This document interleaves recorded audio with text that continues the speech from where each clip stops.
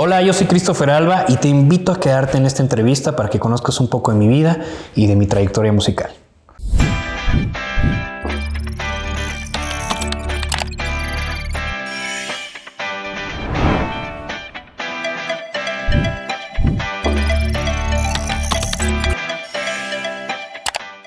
Christopher Alba es el personaje que comenzó a sus 15 años a adentrarse a esta industria de la música. Christopher Alba es un pianista, es un guitarrista, es un productor, es un fotógrafo y tantas disciplinas puede, bajo un principio de que uno no puede mandar a hacer algo que no sabe hacer. Creo que la onda multidisciplinaria podría ser una forma de describirlo y de afrontar todas sus actividades. Por ahora, Christopher Alba es de todas esas actividades, creo que es un productor musical. Tenía mi primer acercamiento a las artes, a la música como tal, fue a los 6 años. Mucha gente me ha preguntado si alguna persona de mi familia, algún familiar como tal, se dedicaba a la música. Creo que hay un par de personas que de alguna forma efímera se dedicaron a tocar el piano. Bueno, no se dedicaron, tomaron el piano como alguna actividad, como un hobby, pero nadie que se dedicara, digamos, profesionalmente a esta parte de la industria. Pero yo tenía 6 años cuando justo iba caminando por la calle con mi mamá y vi que había un anuncio de clases de guitarra.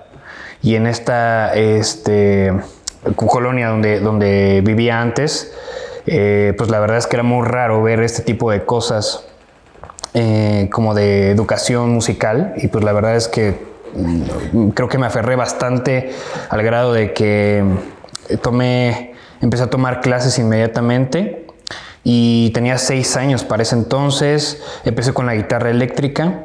De ahí tomé un par de clases de guitarra acústica y decidí que quería estudiar formalmente música. Así que entré al conservatorio de música entre los 7 y 8 años. Estuve ahí en el conservatorio unos 6 años, 7 años, que fue más o menos como a mis 13 años que decidí salirme del conservatorio por un tema de un edema cerebral que tuve.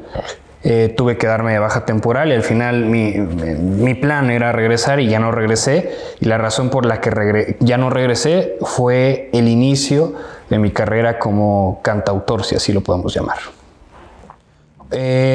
Pues Papel y Lápiz, el proceso de creación de Papel y Lápiz viene justo desde ese momento en el que yo decido ya no regresar al conservatorio. Me doy cuenta que no es lo que yo quería. O sea, está bien, creo que me estaba armando de una herramienta en cuestión teórica, de poder entender la música como tal, de hablar el lenguaje de la música, pero llegó un momento en el que yo sentía que todo me estaba aventando a algo que yo no quería.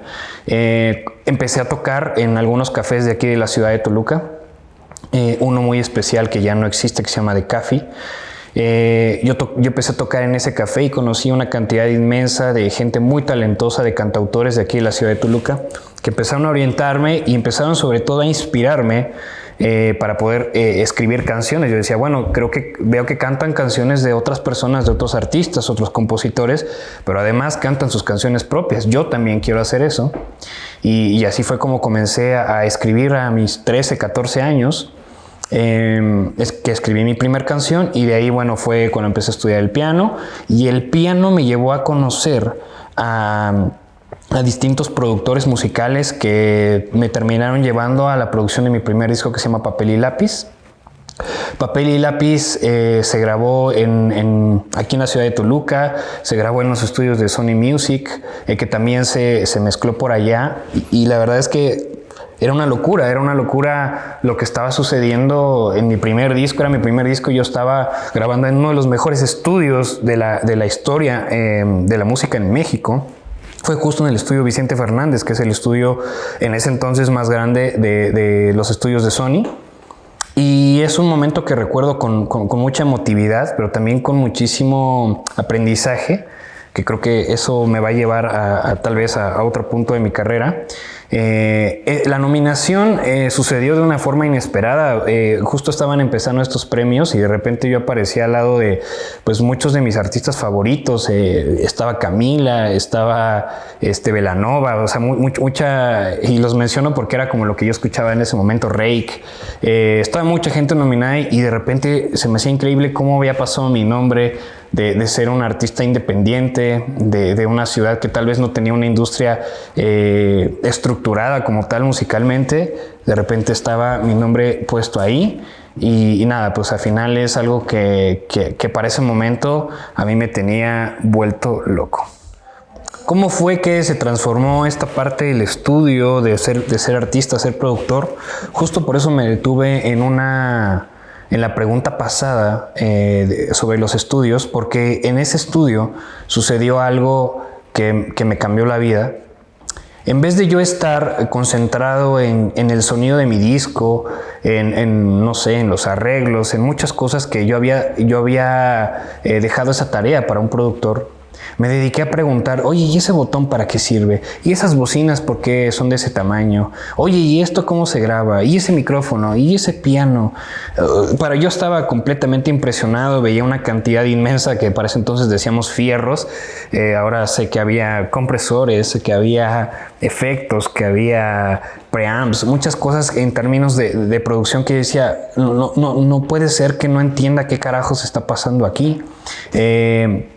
A lo que voy con toda esta historia es que cuando yo regresé con el disco y promocioné y estuve de gira y estuve haciendo los conciertos, llegó un momento en el que con el mismo principio básico, que fue un consejo que me dio mi papá o una frase que escuché de mi papá, que justo de que no puedes mandar a hacer algo que no sabes hacer, fue que dije, no me puedo permitir que la siguiente vez que yo produzca algo o que le pida a alguien que produzca, yo no sepa cómo pedirle o qué pedirle. Que no sepa yo a qué quiero sonar, ni siquiera qué pretendo con este proyecto.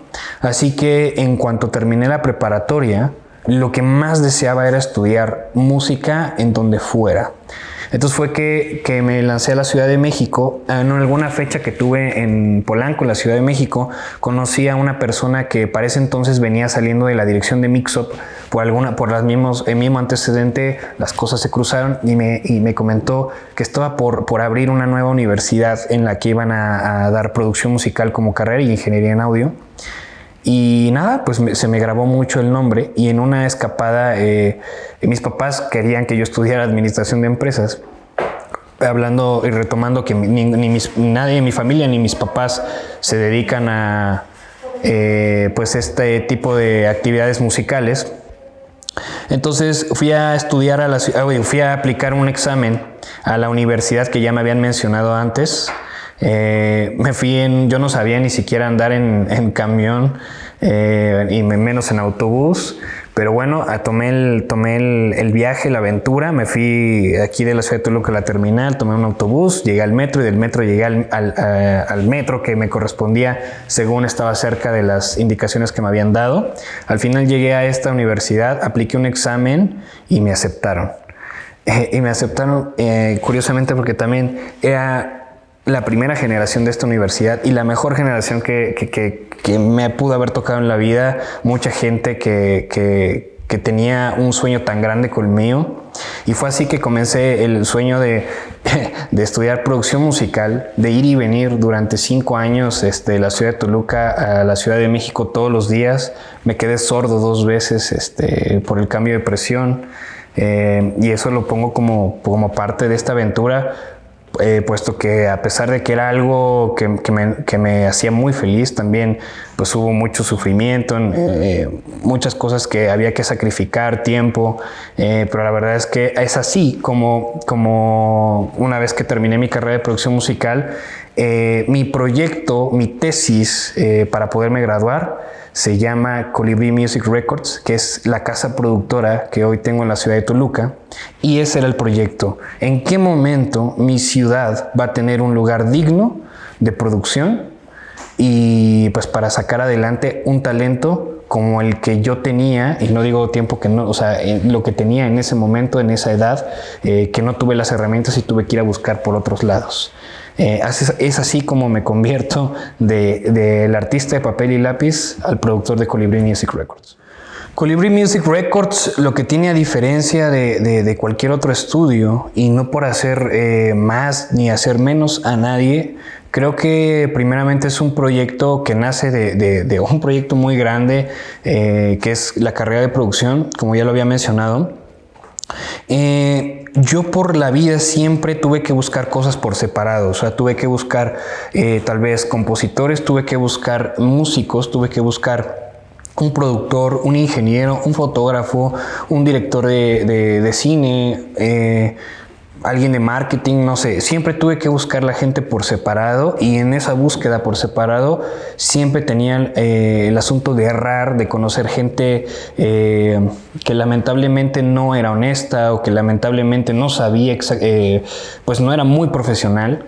Y Colibrí Music Records lo que tiene es que es un estudio donde tú puedes llegar absolutamente en ceros y te puedes ir en un 200%. ¿Por qué? Porque tiene todo. O sea, desde la parte de la composición o desde la parte de la educación. Nuestro lema en el estudio es educamos, producimos y proyectamos. ¿Por qué? Porque creo que en esas tres palabras está la base para poder tener un proyecto sólido. No puedes tener una producción buena si tampoco no tienes una educación musical. Y esto retoma un poco de la frase que ya dije antes, que es muy difícil producir algo que no sabe a qué quiere sonar o que no sabe qué es lo que quiere. Entonces, la parte de la educación es importante y es parte de las razones por las que Toluca no tiene una industria musical grande a comparación de otras ciudades, porque la educación creo que ha sido como muy, no mala, sino como volátil. Me refiero a que no se toma tan en serio, no hay universidades que tengan un compromiso más allá de que aprendan. Es como aprenden a tocar la guitarra y después de que tocan sus canciones favoritas ya no hay nada más que aprender, o una vez que se terminaron los libros ya no hay nada más a dónde ir, ¿no? Entonces vas a las clases para aprender lo mismo. Entonces justo Colibrí es eso. ¿Qué pasa después de que tú tienes un talento? ¿Cómo hacemos que ese talento se vuelva un proyecto rentable y sobre todo que te enorgullezca? La verdad es que me he dado cuenta que muchos de los proyectos, si no es que todos los proyectos que hay en Colibrí, se hacen tan parte de mí que los vivo como si fueran mi proyecto. Y eso es algo que a mí no me ha hecho extrañar esta parte de mi vida artística como tal, puesto que de verdad la gente que se entrega al estudio, que hace todo porque su producción suene bien, me empapa tanto de ese cariño, de esas ganas de querer triunfar, que termino haciendo cosas que posiblemente yo no tendría que hacer, pero siento que vivo el sueño con ellos.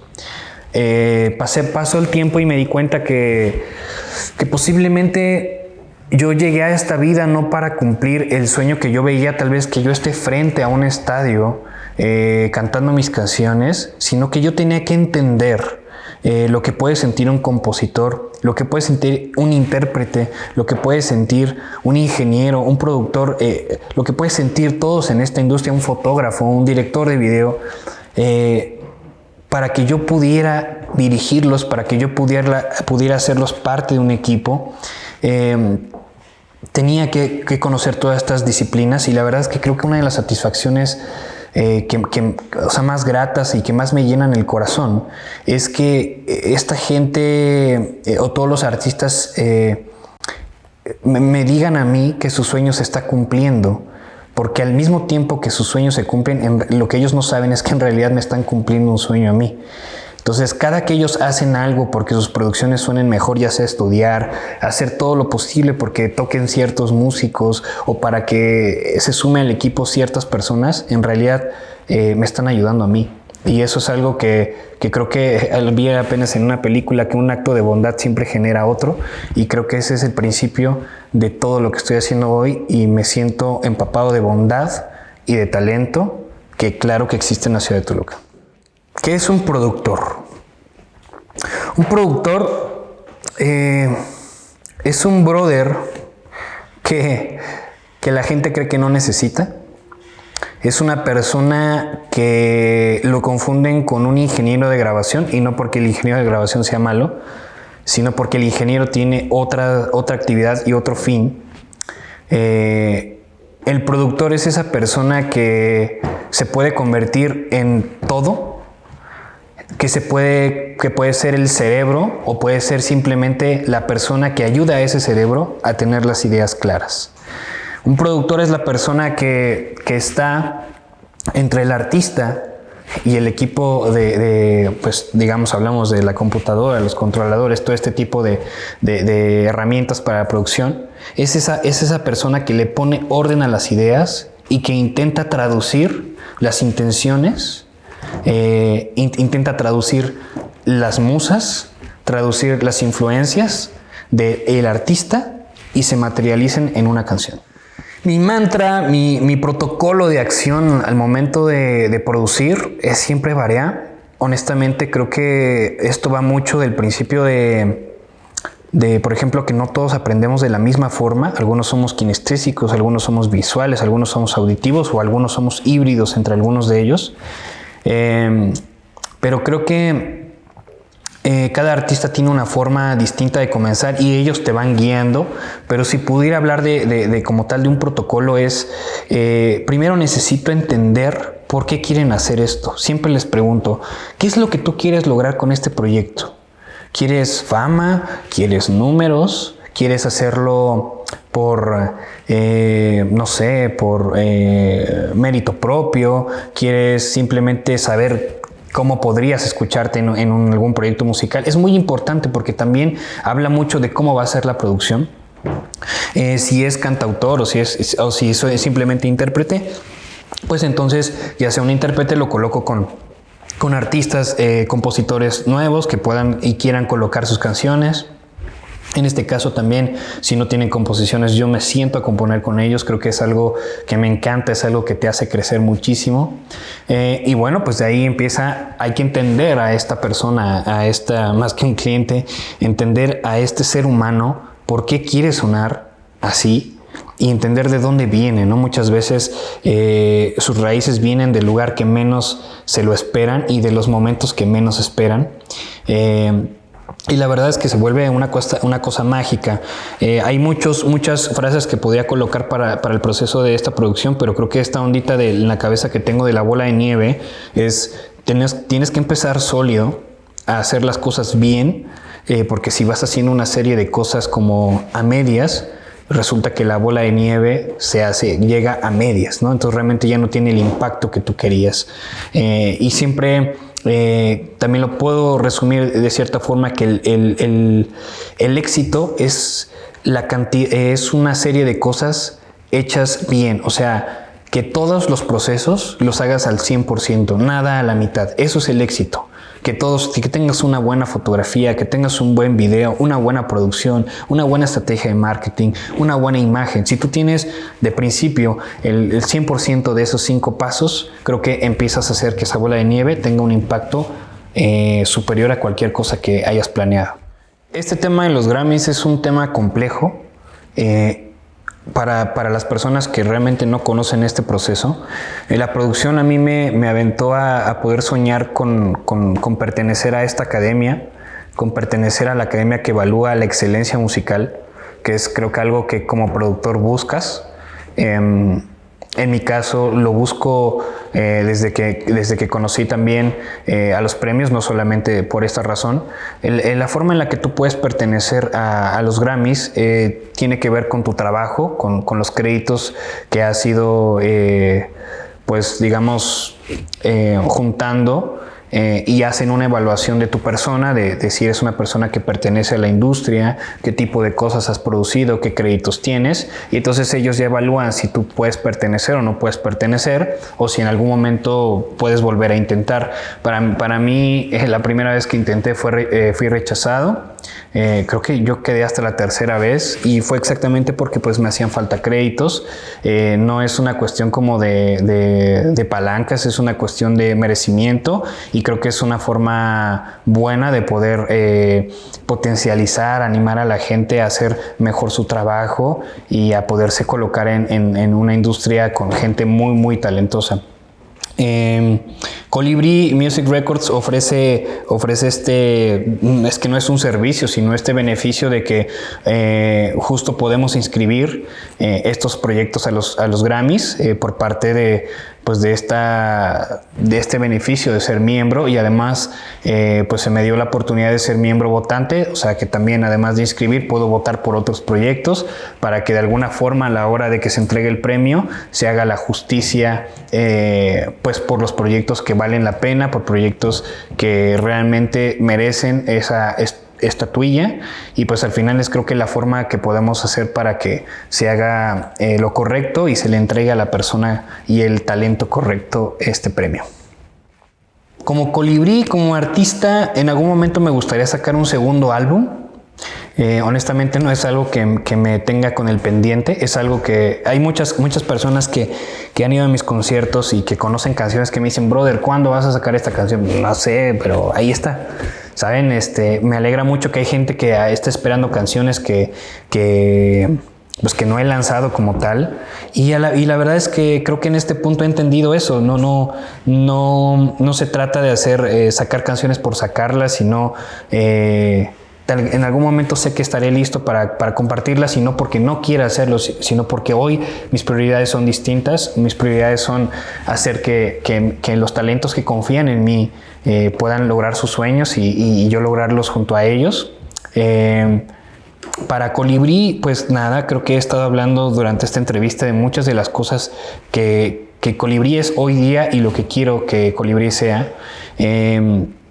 Claro que me veo a Colibrí siendo la opción de producción más rentable, la mejor opción en cuestión de, no sé, de vibras, no solamente con el mejor estudio, sino siendo como la casa productora más humana y sobre todo la que mejor resultados dé ante sus artistas. Y con esto no quiero decir, los resultados no son números. Los resultados son sonrisas, son lágrimas, son emociones en la gente que ustedes quieren que escuche su música. Creo que eso es lo que quiero, eso es lo que veo haciendo. Ninguna de estos proyectos tiene una fecha en específico. Simplemente estoy esperando que la vida siga haciendo lo que ha hecho hasta ahora. Yo creo que el Estado de México tiene bastantes lugares, pero uno que me ha marcado en especial es Malinalco. Mucha gente va por su clima y posiblemente la gastronomía, pero yo tuve una experiencia muy linda. Justo en el brazo izquierdo tengo tatuado un colibrí, y en una ocasión cuando subes estos escalones hacia el templo de Huitzilopochtli, si no me equivoco, me dijo el guía, bienvenido a su templo, señor. Y yo, ¿what? ¿De qué estás hablando? Y me dice, sí, colibrí zurdo. Y me empezó a explicar todo el tema, toda la historia, y de verdad cuando estuve parado ahí en esas alturas en Malinalco entendí que era un lugar mágico, y también por el clima pues hay muchos colibríes, entonces creo que es un lugar increíble y pues nada, hermoso en su totalidad. Hay muchas cosas ricas en Toluca. Todos mis artistas siempre tienen una variedad ya de todos los lugares a los que los he llevado a comer, pero creo que hay unos muy especiales. Hay un lugar aquí en la ciudad de Toluca que se llama se llama el Mercado Morelos, y el Mercado Morelos tiene dentro unos tacos que se llaman El Güero. ¿De qué son estos tacos? Pues de chorizo verde, chorizo rojo y cecina. Por favor, tienen que probar el taco de chorizo verde con cecina natural. Se los recomiendo.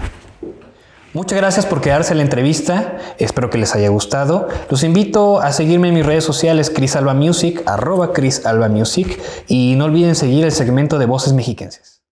Edomex. Decisiones firmes, resultados fuertes.